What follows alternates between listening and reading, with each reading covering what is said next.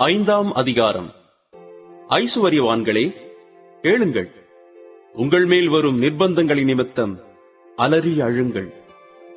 உங்கள் ஐசுவரியம் அழிந்து உங்கள் வஸ்திரங்கள் பொட்டரித்துப் போயின. உங்கள் பொன்னும் வெள்ளியும் துருப்பிடித்தது. அவைகளிலுள்ள துரு உங்களுக்கு விரோதமாக சாட்சியாயிருந்து அக்கினியைப் போல உங்கள் மாம்சத்தை தின்னும். கடைசி நாட்களிலே பொக்கிஷத்தை சேர்த்தீர்கள். இதோ, உங்கள் வயல்களை அறுத்த வேலைக்காரருடைய கூலி உங்களால் அநியாயமாய் பிடிக்கப்பட்டு கூக்குரலிடுகிறது. அறுத்தவர்களுடைய கூக்குரல் சேனைகளுடைய கர்த்தரின் செவிகளில் பட்டது.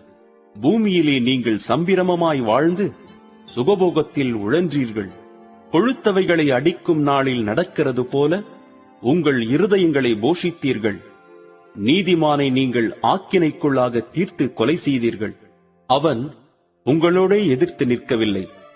இப்படி இருக்க, சகோதரரே, கர்த்தர் வருமளவும் நீடிய பொறுமையாயிருங்கள்.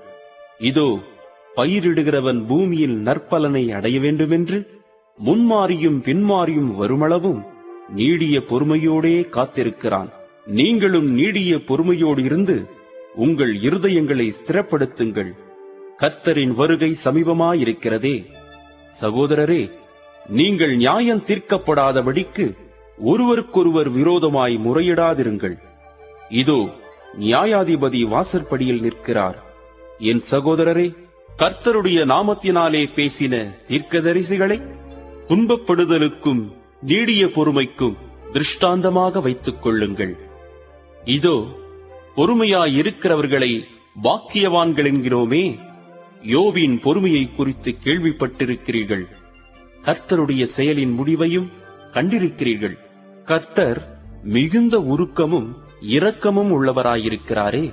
விசேஷமாய் என் சகோதரரே, வானத்தின் பேரிலாவது பூமியின் பேரிலாவது வேறெந்த ஆணையினாலாவது சத்தியம் பண்ணாதிருங்கள். நீங்கள் ஆக்கினைக்குள்ளாக தீர்க்கப்படாதபடிக்கு உள்ளதை உள்ளதென்றும் இல்லதை இல்லதென்றும் சொல்லக் கடவீர்கள்.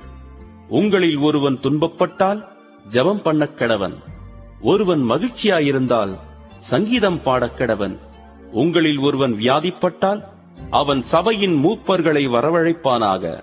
அவர்கள் கர்த்தருடைய நாமத்தினாலே அவனுக்கு எண்ணெய் பூசி அவனுக்காக ஜெபம் பண்ணக் கடவர்கள். அப்பொழுது விசுவாசமுள்ள ஜெபம் பிணியாளியை இரட்சிக்கும். கர்த்தர் அவனை எழுப்புவார். அவன் பாவம் செய்தவனானால் அது அவனுக்கு மன்னிக்கப்படும். நீங்கள் சொஸ்தமடையும்படிக்கு உங்கள் குற்றங்களை ஒருவருக்கொருவர் அறிக்கையிட்டு ஒருவருக்காக ஒருவர் ஜெபம் பண்ணுங்கள். நீதிமான் செய்யும் ஊக்கமான வேண்டுதல் மிகவும் பலனுள்ளதாயிருக்கிறது. எலியா என்பவன் நம்மைப் போல பாடுள்ள மனுஷனாயிருந்தும் மழை பெய்யாதபடிக்கு கருத்தாய் ஜெபம் பண்ணினான்.